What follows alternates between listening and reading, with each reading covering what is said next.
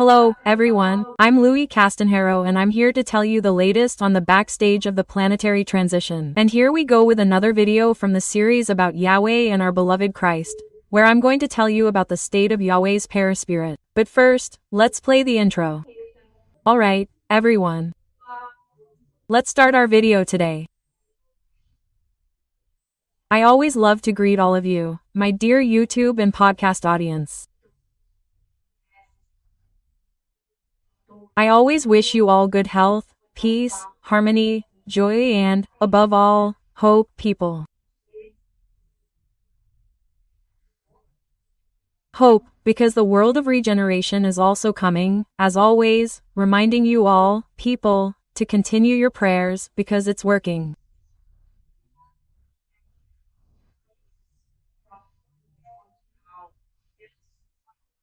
Actions for world peace, for the softening of the physical awakening operation and also for the rescue of lost souls who are there in the threshold and also in the earth's crust.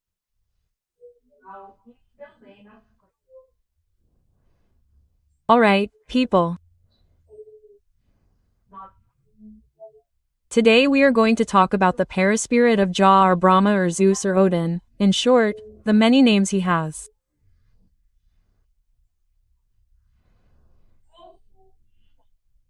What is this fearsome being like today?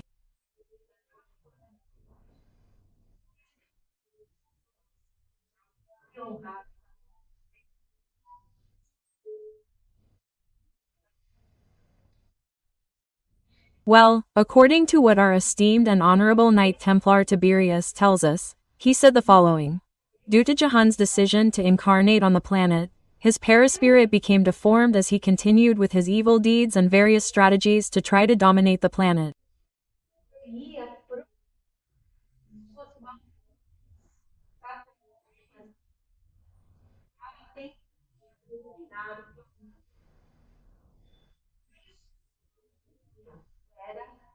His golden dream was and still is to defeat our beloved Christ, taking control of the planet for himself. You see, the little creature is not weak, right, people? He is dark, yes. A major mark.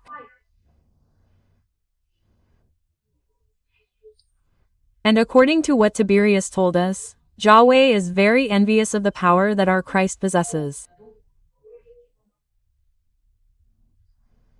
Because our Christ, people, I've already told you, right?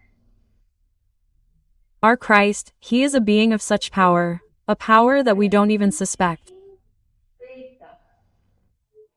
As Monica Madero says, if he raises an eyebrow like that, my friend, things will happen, right? But he intends to, right? This power, he wants it, because he wants it, he feels a lot of envy. But our beloved Christ, he reached this wonderful stage, folks, at the cost of a lot of work and evolution. Christ was not born ready-made. Christ, he is a wonderful being, very, very old in the universe, who came through this wonderful evolutionary climb.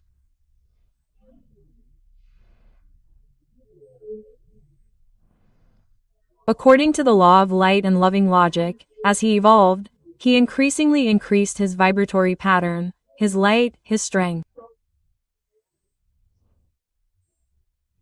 And with that he gained power, because that's how things work.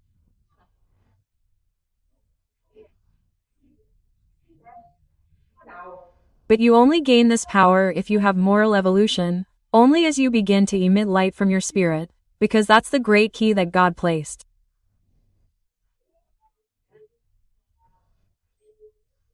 God is not stupid or anything, right? He wants to create a super safe system. And that's what these dark entities cannot understand. They only want power, but they don't want to evolve.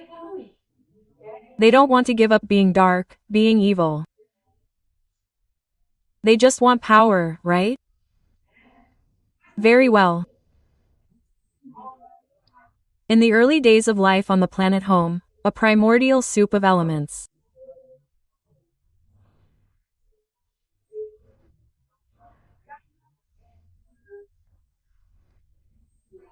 As I told you in the last video, J transmitted his violent energy to the primordial DNA, which was softened over the ages, but to this day all beings that still need to eat meat to have a good development still persist.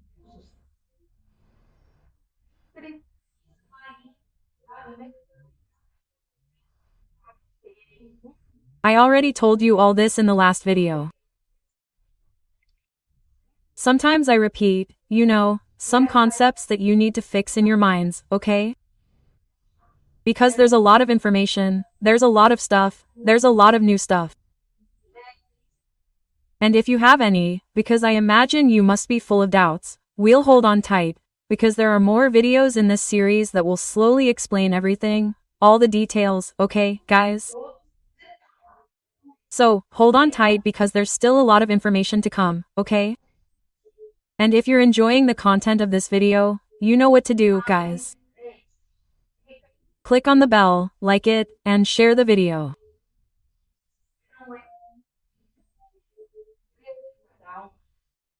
If you're not subscribed, please subscribe to the channel and help us reach 50,000 subscribers, 50,000 awakened people, this wonderful family that is awakening, because you guys, you will be the beacons when the events happen.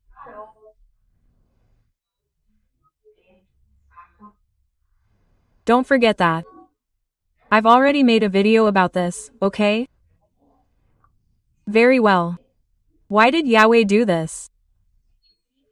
Why did he impregnate all the primordial DNA with this high degree of violence that he possessed?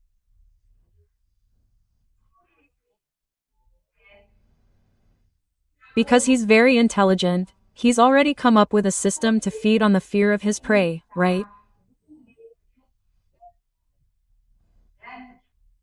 Because when the little animal is captured by another ferocious animal that comes with those teeth to kill it, imagine the terror, right guys? So this energy expended, this energy is what feeds these dark beings.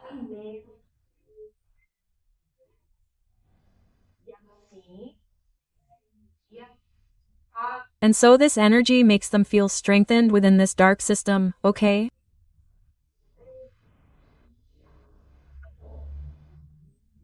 There are some news stories circulating on the internet that say that Jai is very sick. And people, it is the purest truth.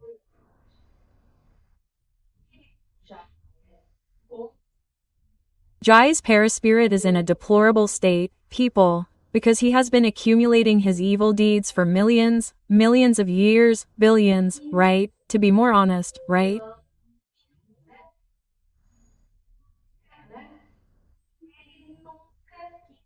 And he never wanted to incarnate on the planet to cleanse his paraspirit through the law of physical plasmation. Because you already know this, I have already told you in past videos. This law, the law of physical plasmation, cleanses our paraspirit. So there are many people who say, but matter, 3D is a horrible thing.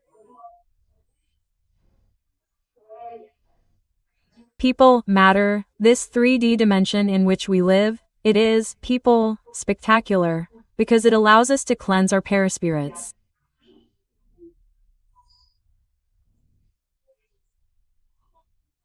In other words, you can only cleanse and remove the deformities of your paraspirit when you are incarnated on the planet. That's how it works, folks. That's how it is.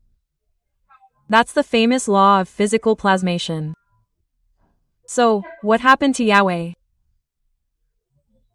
When he didn't want to incarnate, he accumulated those deformities of his paraspirit, right? He just kept doing evil, evil, evil. That was impregnating his paraspirit, right? And it was deforming him in such a way, folks, that it's something terrible, terrible, terrible. And why didn't he ever want to incarnate on the planet? Because he was afraid of losing his superiority with the Dark Ones, right? He's always fighting with Vishnu and Shiva over there. But until now, Brahma, Yahweh, has always managed to be the worst of all. But if he incarnated, the others would take over, right? And that would really happen. But Yahweh's pride was greater. Imagine him losing control of the dark elite. I will not incarnate. I will not incarnate.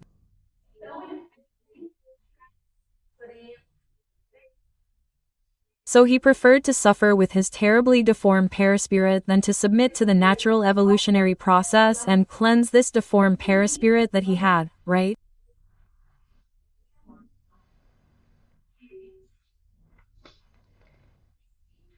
And with his powerful intelligence, because this is something that is true, people.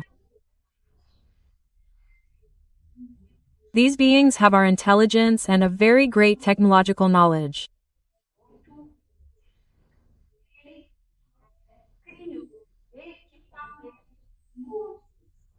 He, Yahweh, created very sophisticated equipment, much more sophisticated than the electronic hats that I already told you about, that his servants use, and he feeds, as I said, on the dark energies, fear, terror and anxiety of other beings.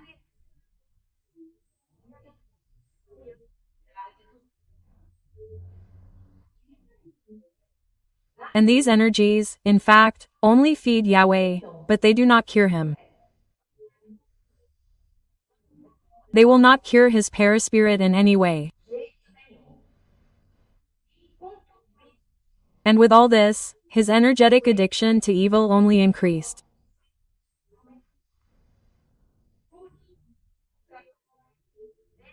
That is why the detoxification treatment that will be administered to him in the Orb of Destiny will be painful for him.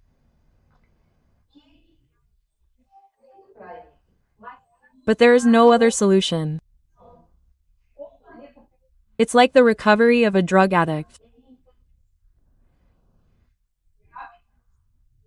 You know, because there are several reports of addicted people and it's very difficult for the person to give up the addiction.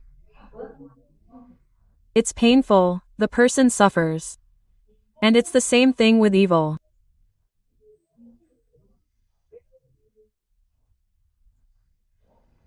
The thought of evil, from what I understood Barry explained to me, creates a vicious energetic cycle, where the being becomes more and more addicted to this dark energy.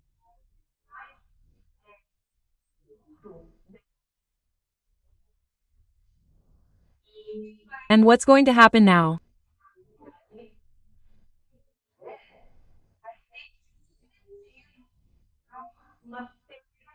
He, Yahweh will have to undergo intensive detox therapy, like a drug addict, who often has to be hospitalized even for his own benefit, right?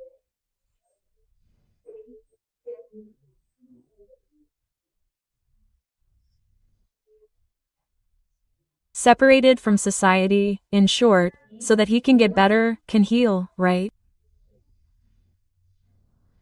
And look at what Tiberides told me, guys. He said the following, that at this moment Yahweh is in a comatose state, that is, he's in a coma.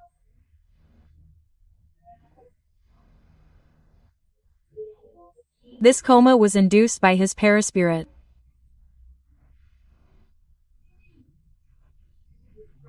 His spirit, folks, is so compromised. He has so many deformities, that according to what Barry told me, he is in a putrefying state, folks, that is, he is rotten.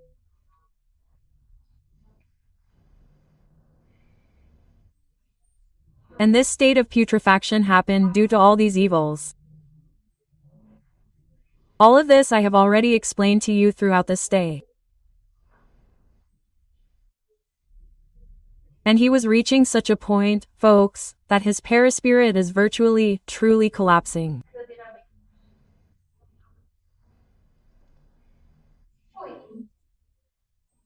And this was, folks, what Jesus, our beloved Master Jesus, tried to show to Yahweh when he, Jesus, incarnated on the planet.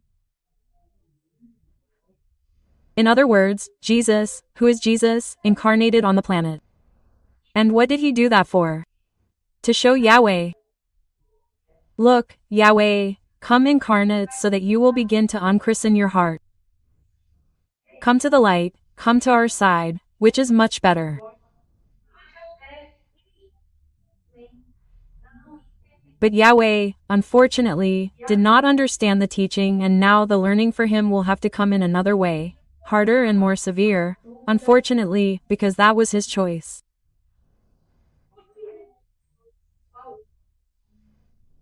Humanity. According to Tiberius, we here, the human race, have a bright future of love and cosmic integration with the other elevated beings of the planet, of the universe. I mean, not the planet, the other beings of the universe.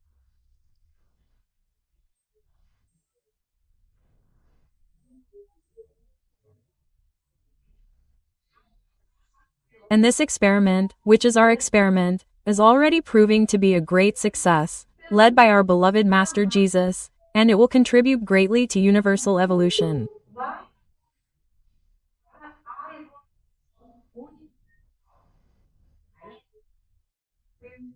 And then I was full of questions, but Tiberides said, but we can't say anything at this moment because we don't have permission to do so.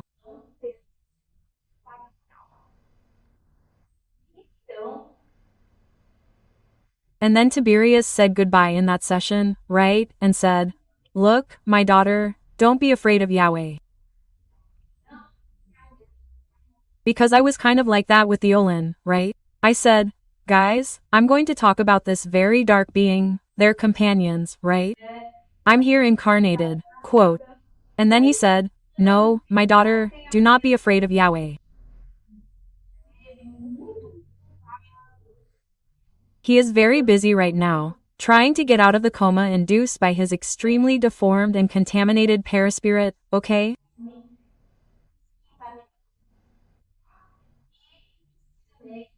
And you will always be very protected by the beings of light.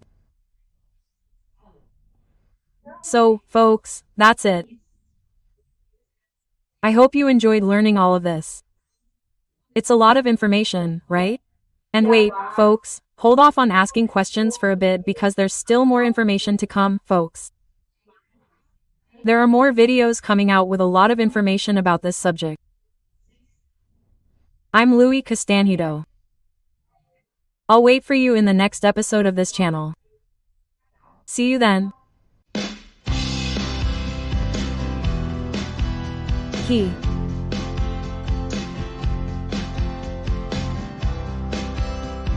Hello, everyone. I'm Louise Castanhedo, and I'm here to share with you the latest on the planetary transition.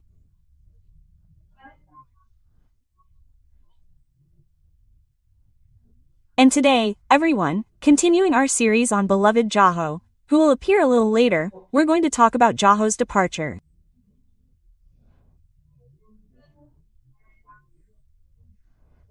But first, let's play the intro.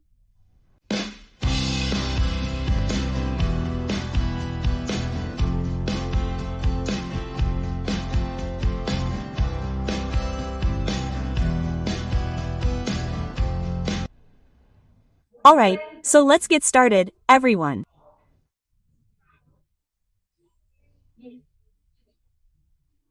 Let's start our video today, and I always like to greet all of you, my dear YouTube and podcast audience, wishing you all good health, peace, harmony, and above all, hope.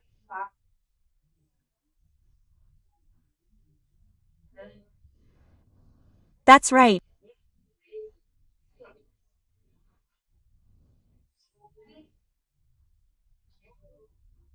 And also, as always, I like to remind everyone of the need to pray, everyone, to keep praying for world peace, for his vision in the physical awakening operation, and also for the rescue of lost souls in the threshold in the earth's crust.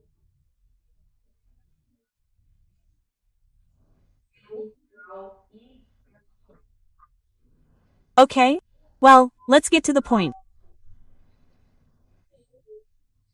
Today we're going to talk about Job's departure into exile. We already know he'll go with his dark elite, his court.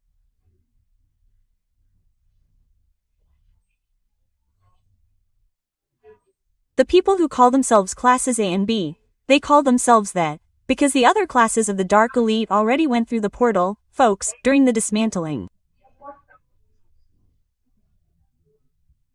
Do you remember? So, who's left on the planet? The classes that call themselves classes A and B of the Dark Elite remain. And what's left? The Dark Legions that didn't agree to go through the portal.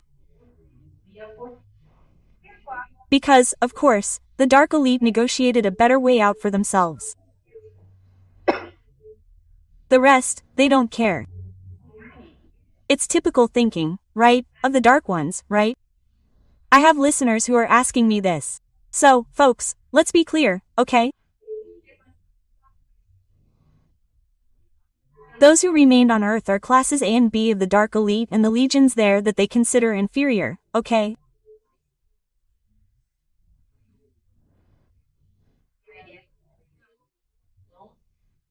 So, these legions will go with Archangel Michael on the cargo ships, and the Dark Elite, A and B, through the portal. Okay? Well, then, our beloved, esteemed Knight Templar Tiberius continued giving his lesson.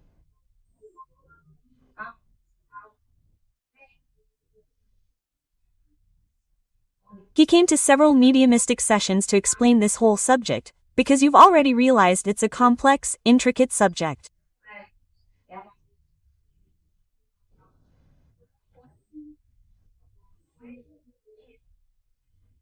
So, just as I received this information calmly, in an organized and didactic way, I, in turn, am trying to convey it to you in the same way.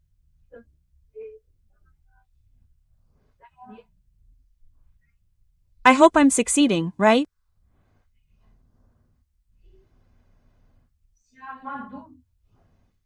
And I had a question that I kept thinking about, like, well, it's known that Yahweh is unwell. He's entered a coma, which I already told you about in the previous video.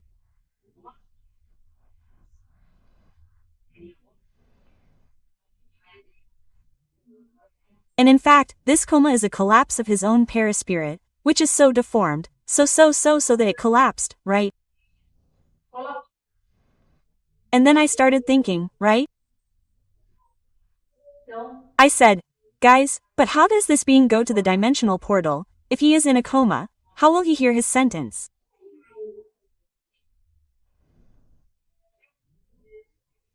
And then Tiberides answered me. He said, are you asking if he will awaken Yahweh to hear his sentence pronounced by Michael the Archangel, the just? I said, yes. He said, of course.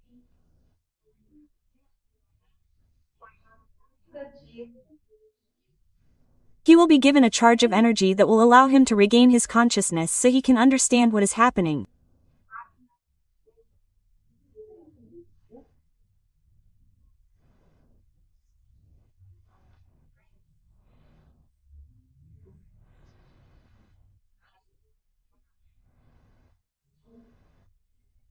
In other words, the beings of light themselves, the Knights Templar, will, allocate this being, they will give him a charge of energy, so that he can awaken from this coma and regain lucidity, consciousness, so that he can hear his sentence and understand what is happening, that he will be going, already, via portal, according to that agreement at the beginning that I told you, it was made via portal to his planet of exile.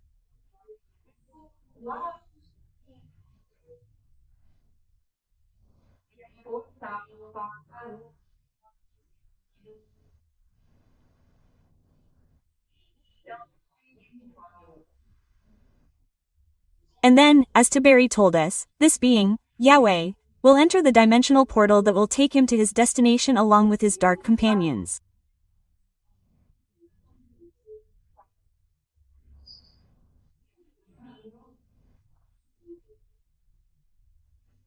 And, on the way, his perispirit, the one that is all rotten, all horrible, will be undone and, with it, the entire arsenal assembled for its nourishment.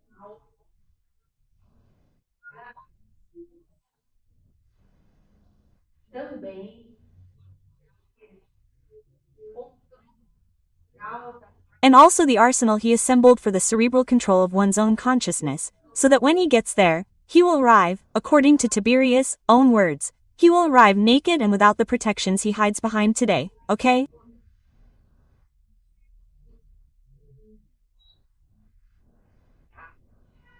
Well, just to explain a little better, folks.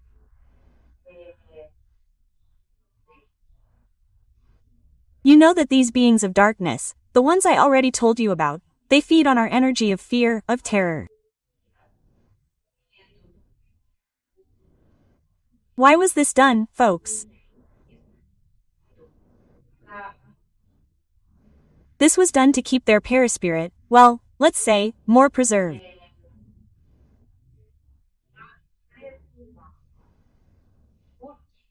Because the being, when he doesn't want to incarnate on the planet, what happens to his paraspirit?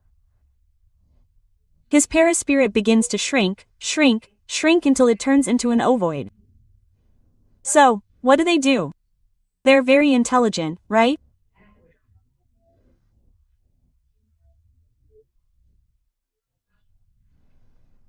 Yahweh and Shiva and VNU there studied this and created, let's say, a technology made with semi-matter, the same semi-matter as our paraspirit, where they assembled for themselves all this feeding system, which are the tubes, is like an ICU, something kind of strange.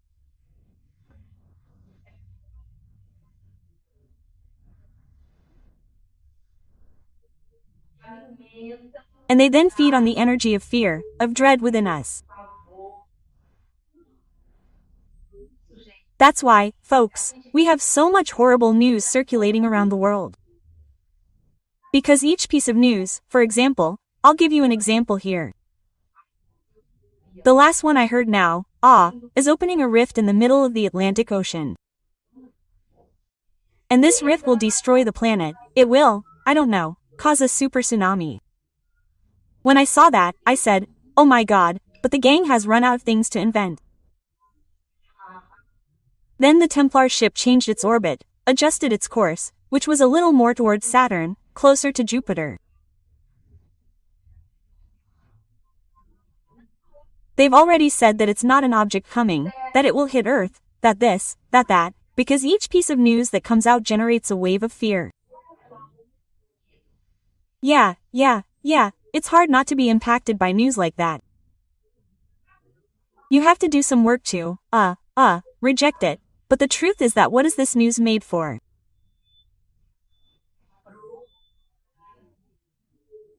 To provoke a wave of fear in the population, because each wave of fear generated by us is food for these dark beings, okay?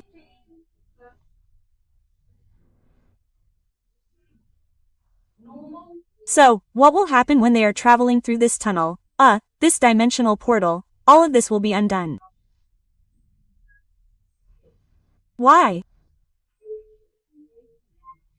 Because no one travels with their paraspirits, especially in cases of exile, of changing planets.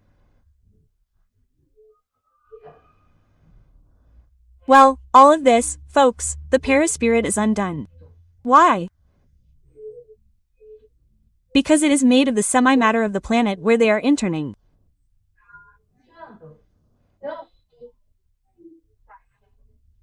So, all these people who are leaving here on Earth, they all have to go without their paraspirits, because their paraspirits are made of semi-matter here on planet Earth that has to be returned, okay? It has to be returned, it will be purified, right? Just like dirty clothes, you know?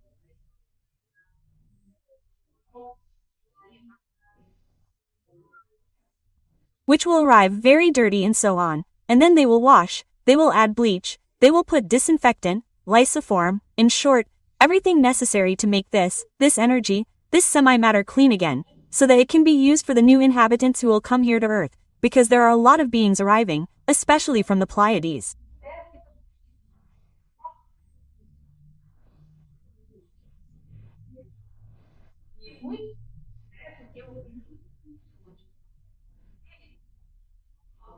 I was very happy, especially because I saw a video of Divaldo, our dear Divaldo, whose work I have deep respect for, where he tells us that a huge wave of Pleiadians has just arrived and will come to incarnate here on the planet, which I already told you about, to help us establish the world of regeneration.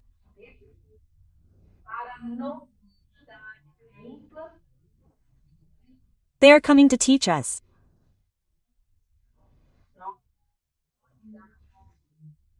So, everyone, we as humanity will welcome this group with all the affection, with all the respect they deserve, because they are coming on a sacrificial mission to help us, right?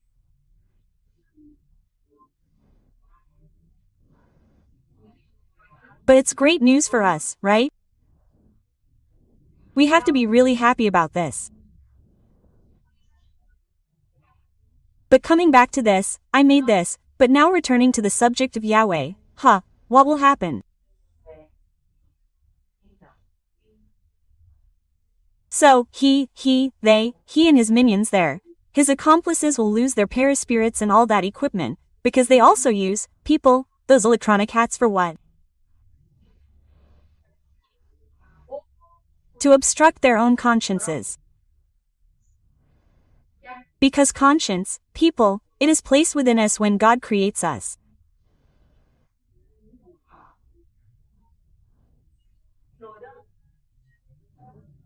And we are there, we are simple, ignorant monas, we know nothing, but God already places conscience there and also places a divine code of values, which this code will blossom as we evolve and gain the ability to understand this code.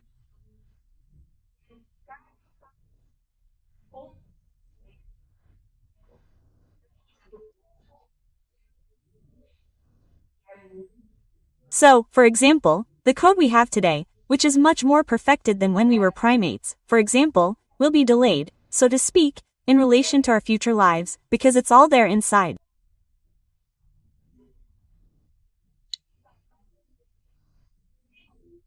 I don't even know how to explain it. You know those files we put that condense everything, right?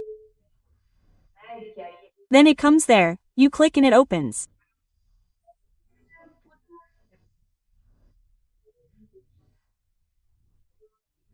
I think it's like that. It's like this issue of the code of values, but it opens slowly, it opens as we evolve. We gain ever more nuances of divine laws, a better understanding of loving logic, freedom, and evolution.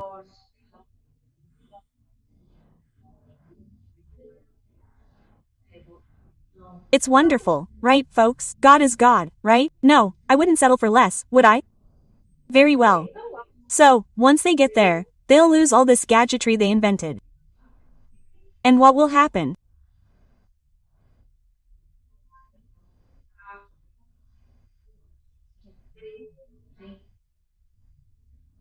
They'll then begin the process of spiritually draining this great vibrational charge they possess, especially Yahweh, in a complex process of plasmation that will occur in their higher mental body.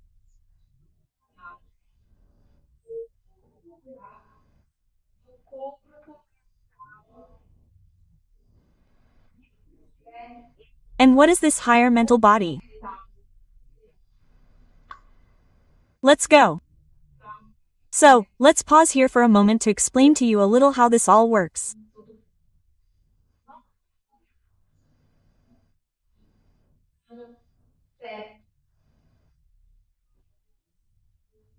We know that there are 7 spiritual bodies, also called 7 subtle bodies or 7 energetic bodies in an energetic gradation that goes from the most subtle to the material body, because matter is energy too, folks.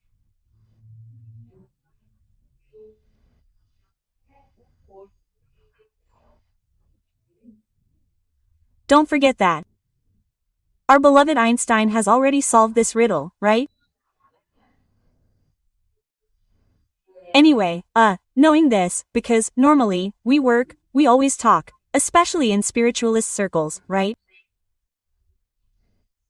We know that there are, roughly speaking, 3 envelopes. You would have the carnal envelope, you have the paraspirit, and you have the spirit. But in reality, this is a more didactic division that Kardec put forward.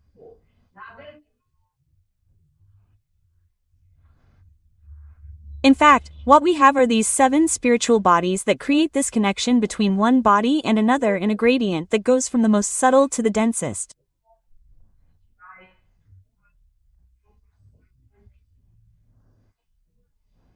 So, what are these 7 bodies? Let's start with the densest, which is our physical body. This one here, this armor of flesh that we have. Next, we have what is called the etheric double. I don't know if you've heard of it. The etheric double body, it's very close to the physical body, almost reaching, folks, the perispirit, right? And this body, this etheric double, it also dissolves when we disincarnate. So, the physical body and the etheric double, they dissolve when we disincarnate. Then, the third body is the astral body or emotional body.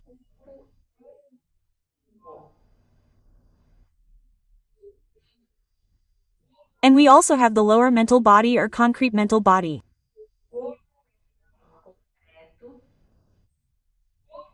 We have the higher mental body or abstract mental body.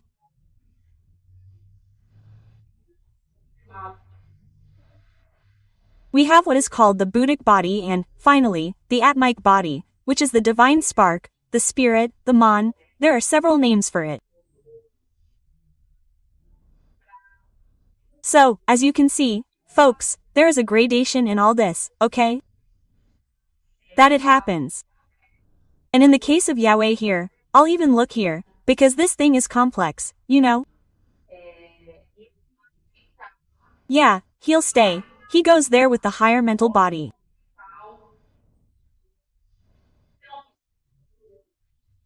So, for example, when I tell you that the perispirit stays here on the planet, in fact, what stays on the planet?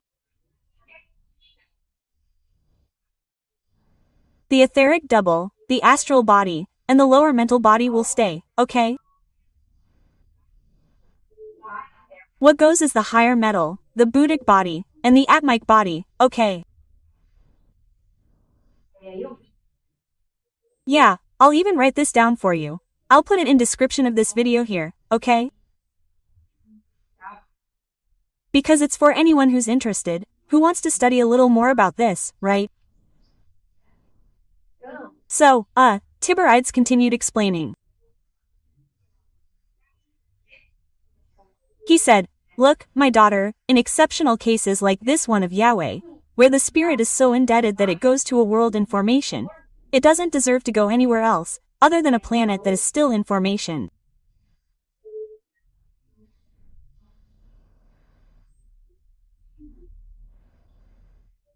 The perispirits there, in this situation of a planet that is fiery, they can't be formed yet. Why? Because the planet's matter itself isn't formed, folks.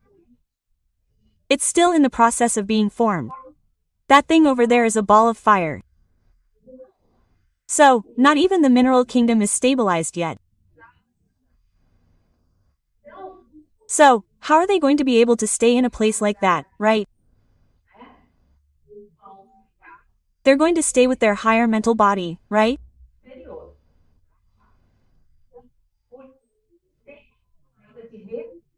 So, because they're not yet able to receive the perispirit, because there's no matter, much less semi-matter, because the planet isn't yet defined, right?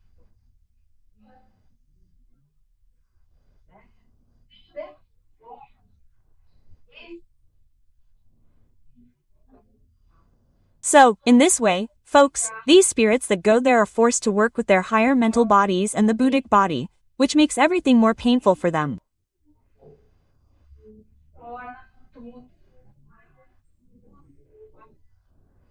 Look, folks, this is serious business. This is serious business. These people don't know what they're getting themselves into.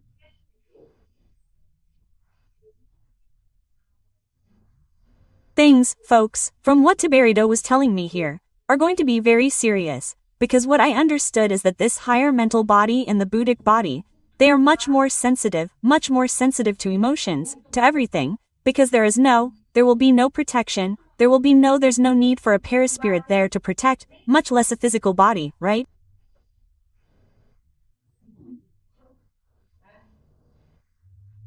And it's a really serious thing.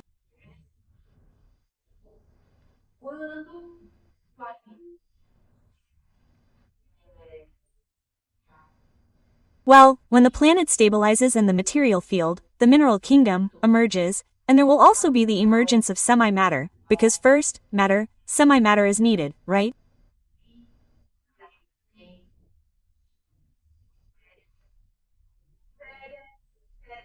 The world is being formed, yes.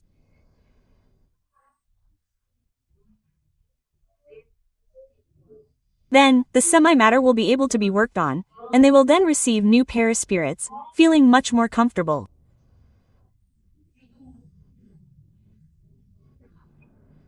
I don't know if this is clear to you, guys, because the subject is complex, okay?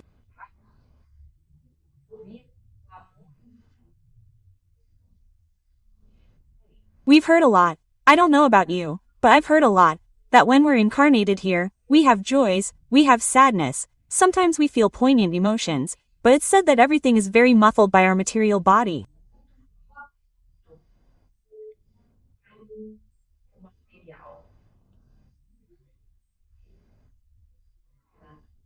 When you disincarnate, when you're there with your astral body, it's said that the feelings are much deeper, much denser. So, for example, if you're happy, it's going to be a joy, like, something. You're happy.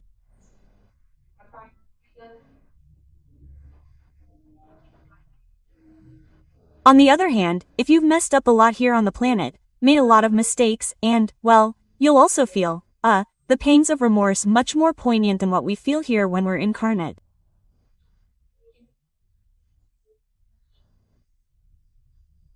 So, folks, this is serious business. If people knew, they would certainly act differently while they're incarnate here on the planet, right?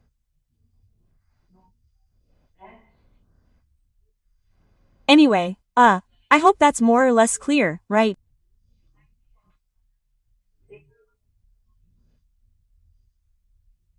The more you lose this protection, these layers of energetic protection, the more, let's say, sensitive to these feelings, the person becomes, the being becomes, right?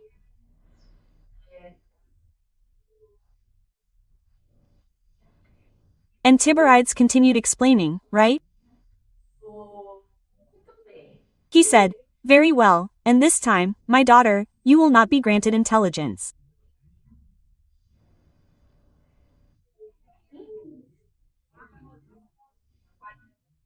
This intelligence, this wonderful quality that God bestowed upon our spirits will be temporarily confiscated from you due to the misuse he made of it."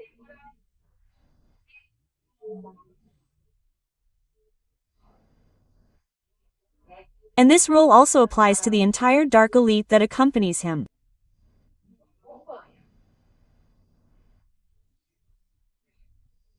And if you're enjoying the content of this video, please, everyone, like it, click the bell, and share it. If you're not subscribed, please subscribe to the channel, it's free. And with this gesture, you'll be contributing significantly to this project of spreading the good news of the world of regeneration. Okay? Very well. And Yahweh, getting back to the point, right? He will be duly accompanied by Archangel Michael to this planet reserved for him, which is in a fiery state.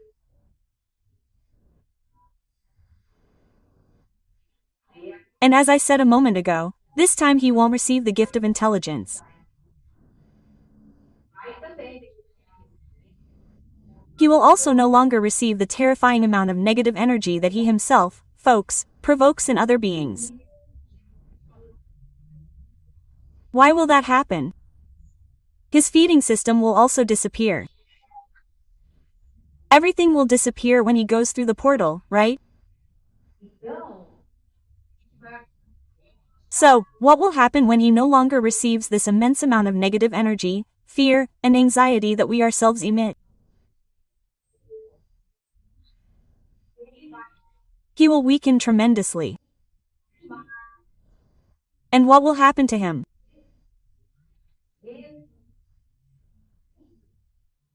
He will be reduced to a mere energy bulge, struggling in profound and harmless madness.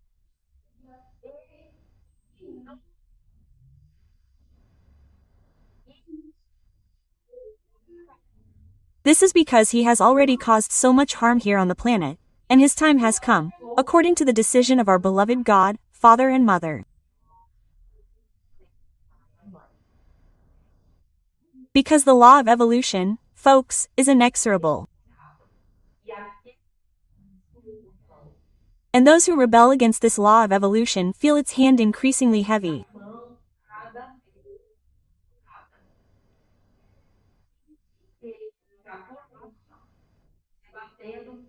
And he will remain there, struggling like a caterpillar shackled in its cocoon until he drains all the bad energy he possesses.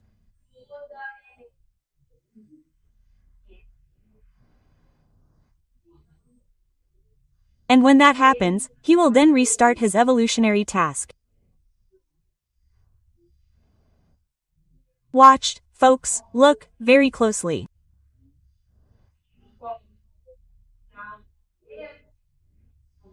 And any sign of reactivation of evil will be immediately stopped, his intelligence being blocked again.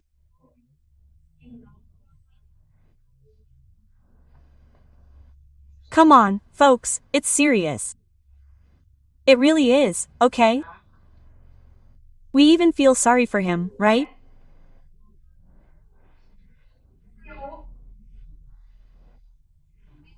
But this was all his choice, because you'll see in the videos ahead where I'll tell you how many chances this being received, including some from Christ himself.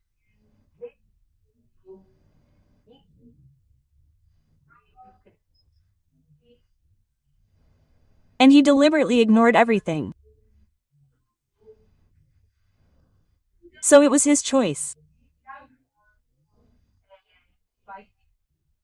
And now, he's going to have to undergo this treatment. Let's say, from what I understand, guys, it's a very serious detox treatment.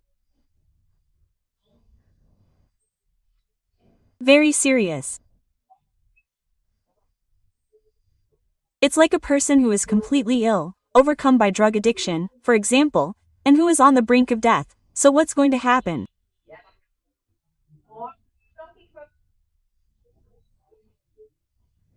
You have to take them in, treat them, sedate them. In short, you're going to have to do treatment so they can at least recover, okay?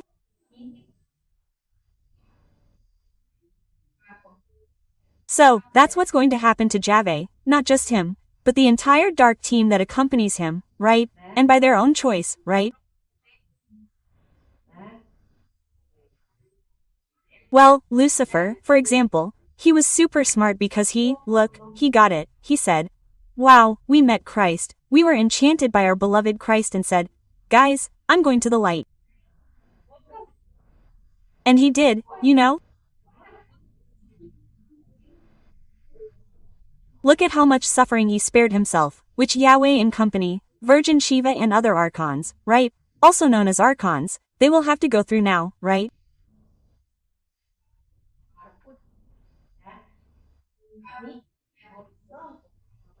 And the paths of evolution, as Tiberius himself tells us, can be more or less tortuous, depending on our choices, depending on each one, okay?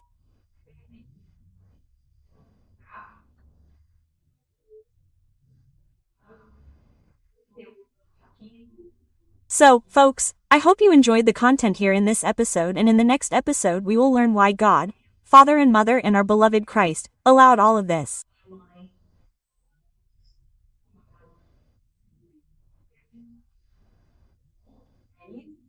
So that's it. I'm Louise Castanhedo and I hope to see you in the next episode here on this channel. See you then.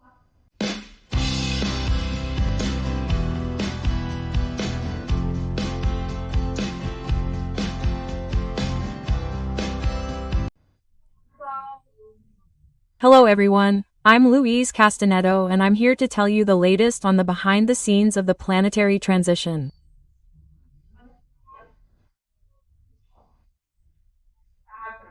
And today, everyone, we're going to tell you why Yahweh was allowed to act here on earth through our beloved Christ and also through God, the eternal Father and Mother. But first, let's play the intro.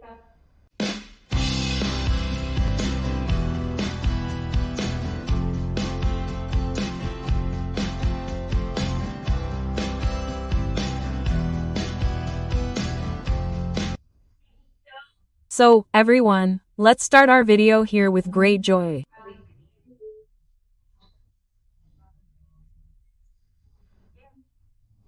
I always like to greet all of you, my dear audience of the YouTube podcast, wishing you all much health, much peace, much harmony and, above all, much hope, because the world of regeneration is here, you know?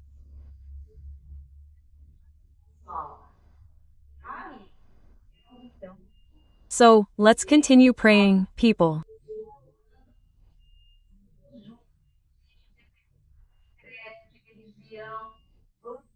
Let's all come together, people regardless of creed or religion. Let's unite in prayer for world peace, also asking for your vision in the operation of physical awakening and for the operation of rescuing the lost souls who are there, poor things, wandering through the thresholds and the planetary crust.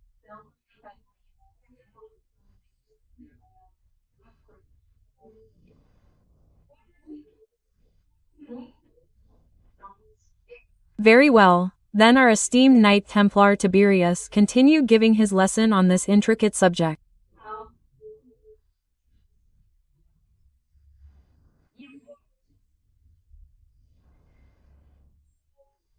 And today we are going to talk about why God, the Father and Mother and our beloved Christ, allowed all of this to happen here on planet Earth.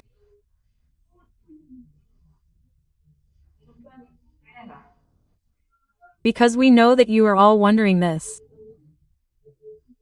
I also wondered this when I was receiving all of this information. And to those who ask me, I have been saying, guys, calm down. In fact, guys, calm down with the questions, because I will answer everything. We still have a few more videos on this subject, where, guys, all of this will be clarified, okay?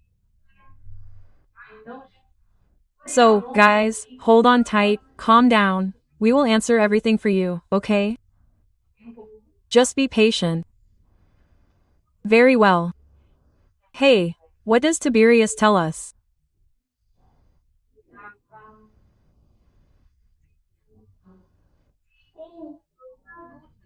And he said, look, the beloved Christ expected that with the hard work of transforming the planet, from a ball of fire to a beautiful habitable planet, there would be the emergence of a feeling of love and attachment to the planet and its creatures.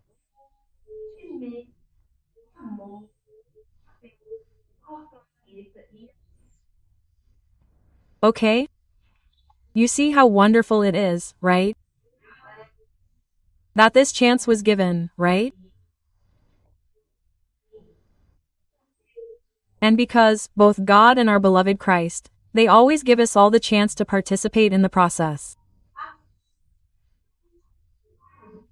It's like now, guys, in the planetary transition, right? Jesus could do it all by himself, he could. He is so powerful that he really could, okay? But by divine mercy he gives us the chance to participate.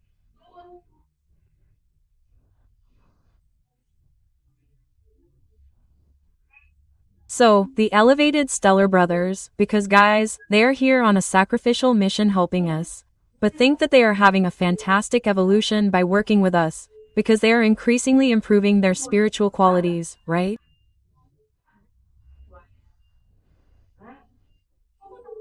Just like us, even we who are here little ones still at the beginning of evolution, are here incarnated, we also have the chance to participate of this project. And how can we participate in this? By praying, by practicing goodness, right? Because it's no use just praying, we have to work on both aspects. We have to pray and we have to practice goodness, like the scouts, guys. Every day a good deed. And I think their motto is wonderful, you know? Do at least one good deed every day, right? And that's what we have to do. And by doing this, we are contributing to the energetic egregore of the planet, so that it becomes more favorable, so that it becomes more benign. And we are also participating in the project. It's wonderful, people. It's wonderful. It's like this, each one contributes with what they can, with what they can, but they are given this chance by God the Father and by our beloved Christ. And it was no different with Javel back then. Many people have written to me asking, "Look, Louise, but what do you mean? Do you mean that Yahweh created everything? What do you mean?" No, people, Yahweh didn't create everything. Yahweh co-created, he helped in the creation, but he did not create. Why? I have already explained this to you, but I will emphasize it because this subject is quite complex.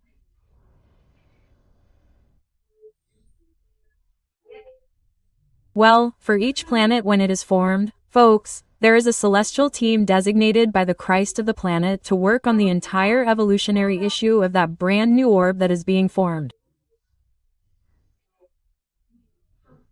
And it was no different with Earth. So, we have, I have already received several wonderful communications, people, from beings who said, "Look, I've been here since the beginning, my daughter. I am part of the team of the beloved Christ." Look how wonderful, people. And then this celestial team of spirits, people, extremely elevated, extremely enlightened, in fact, together, of course, with Christ himself, because Christ never lost sight of us, okay? He was, he is, and he will always be our planetary director. He is in charge of supervising everything, because he uses the gift he has of ubiquity to take care of his 5 projects, if there are no more, right? 5 is what we know, right? I don't know how many more he may have, but as far as we know there are at least 5. And he takes care of all of them at the same time. Why? Because he has this extremely developed gift of ubiquity. So, the one who created everything, people, the one who created everything was God, Father and Mother, our Lord Jesus Christ and the celestial team.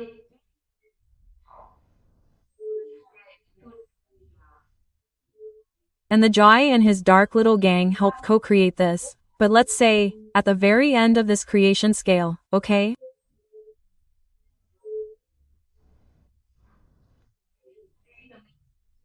Well, I don't know how to give much more details about how this happened, because there wasn't much time for that.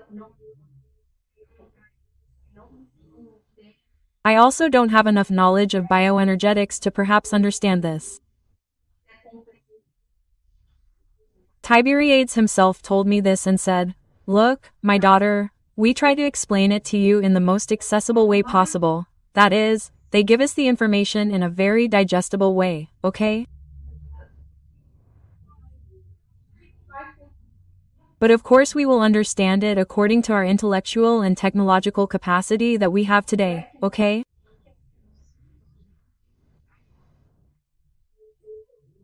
But roughly speaking, this is how things happen, right? And so that's why Jave thought in his madness that he had done everything alone, you know?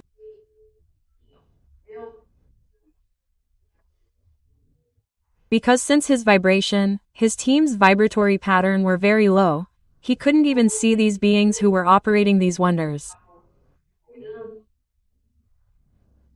And then he thought he had done it all alone, but oh, Nanina, he didn't do it all alone, no.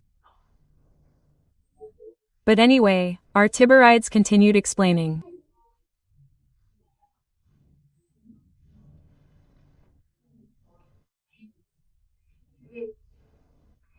He said, "Look, my daughter, evil, even unintentionally, ends up contributing to good, because its actions, by bringing pain, end up provoking serious and beneficial reflections in the beings who are its victims, thus provoking their spiritual evolution, right?"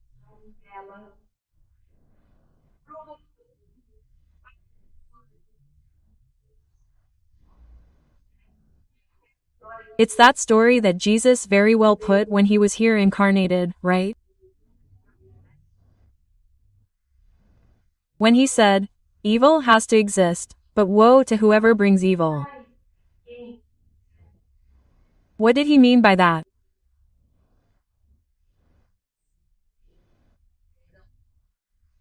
He meant, there are, let's say, debts to be paid off. But woe to whoever is the instrument that creates this pain for people, right?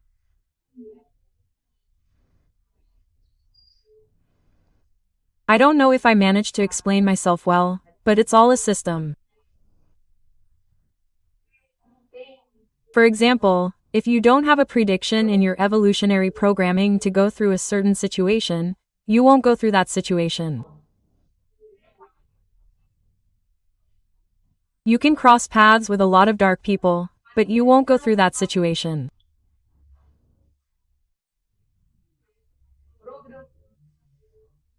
Now, if your evolutionary programming requires you to go through a certain situation to provoke reflection and later spiritual evolution, the first dark person you cross paths with, that will happen, right?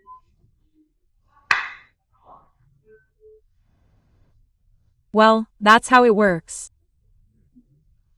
That's why evil, even if it doesn't want to, ends up working for good, right? Very well.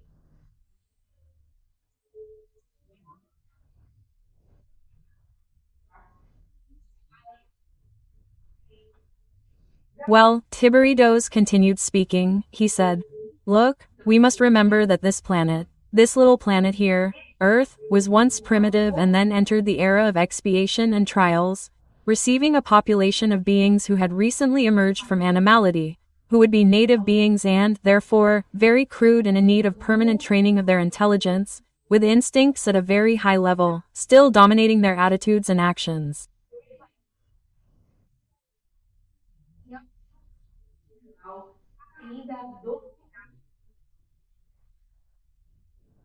In other words, Earth, because everything evolves, right?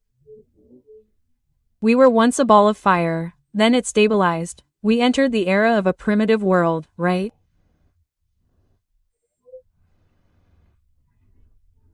Later, in this era of the primitive world, we began to enter a period of atonement and trials.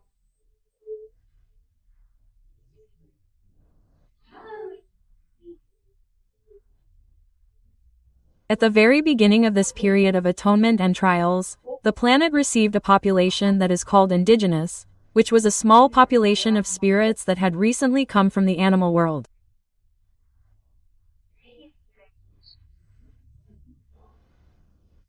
Now, what does estranged from the animal world mean?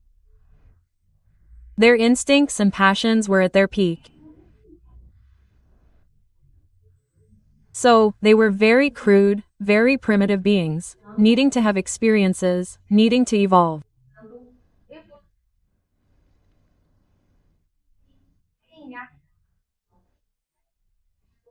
And in addition to this indigenous population, which is what I just mentioned, there came several exiled beings from various worlds, mainly from Capella, which is another project of the beloved Christ.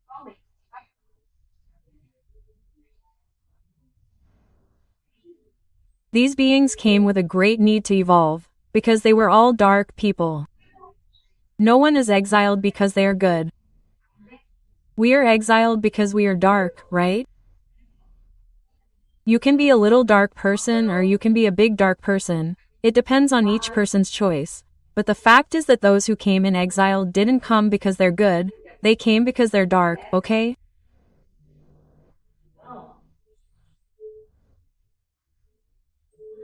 So, these beings, right, who came with this great need for evolution, exiled mainly from Capella, were given the great opportunity to be the teachers of this indigenous race of the planet.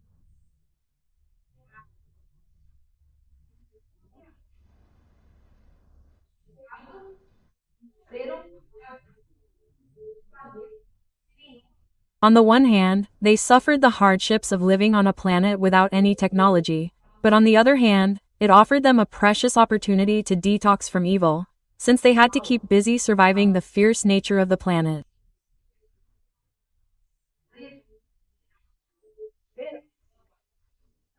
So there was no time to be bad. You back there, you know what primitive life was like, without any technology, people, without anything. And that was a lot of work to survive. So there was no time for the being to even think about evil. That, people, is a tremendous mental detox from negative thoughts and vibrations, right?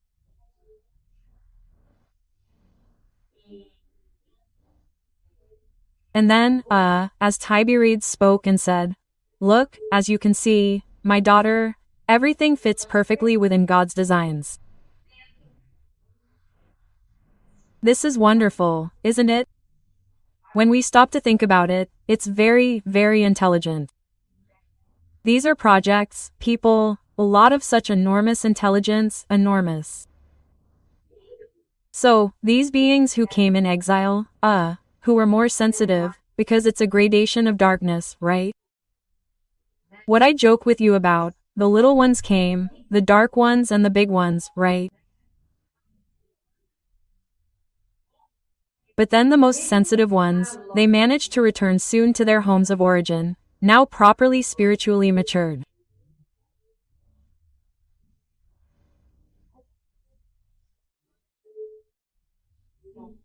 Others who were more resistant and stubborn remained here, unable to carry out the precious reflections for their evolution. And more exiles kept arriving, because it wasn't just people from the chapel, no. More exiles kept arriving, making up the population of this planet of expiations and trials. But everything has its end.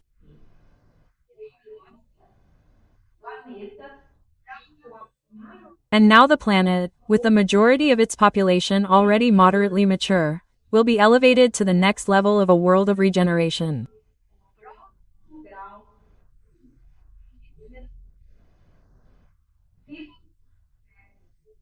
And if you are enjoying the content of this video, please like it, click on the bell, and share the video. If you are not subscribed, please subscribe to the channel. It costs nothing, just press the button and you will be contributing to the dissemination of this message of the good news of the world of regeneration. Now, everyone, pay attention to what our esteemed Tiberiades is going to tell you now.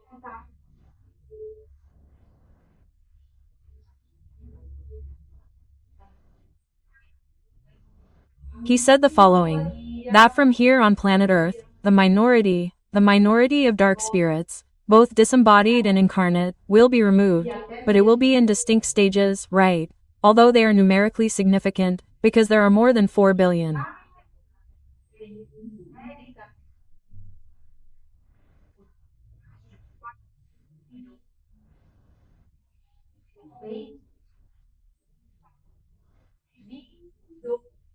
In percentage terms, folks, they do not exceed 22% of the total population of incarnate and disembodied spirits within what is recommended by the statistical standard of normal distribution, also known as the Gall curve.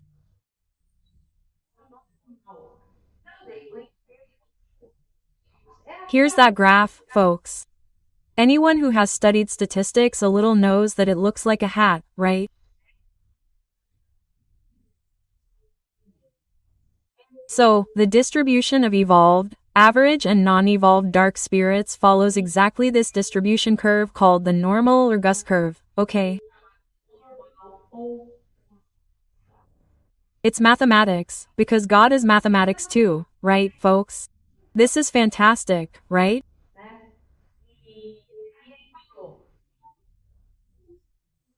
And then he said, "Look, we're telling you this because we know that you're going to receive, me in this case, right? A lot of questions about this so that you can understand and explain this to your listeners."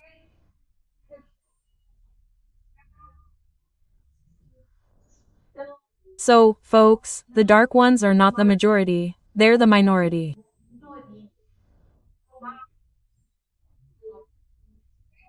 Adding up all the dark ones, I'll even repeat, incarnate and discarnate, they make up no more than 22% of the total population of the planet, incarnate plus discarnate, right?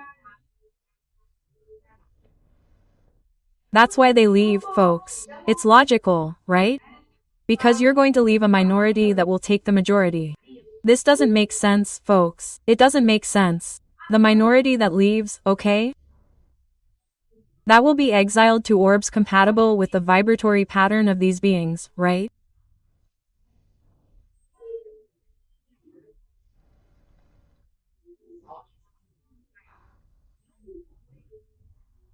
Well then, folks, and now, folks, we are going to enter a sequence of very interesting videos about our beloved Christ, and also, folks, about our little Mother Mary Most Holy, as well as the wonderful spirits that accompanied him on this beautiful and blessed earthly journey that our beloved Christ made, okay?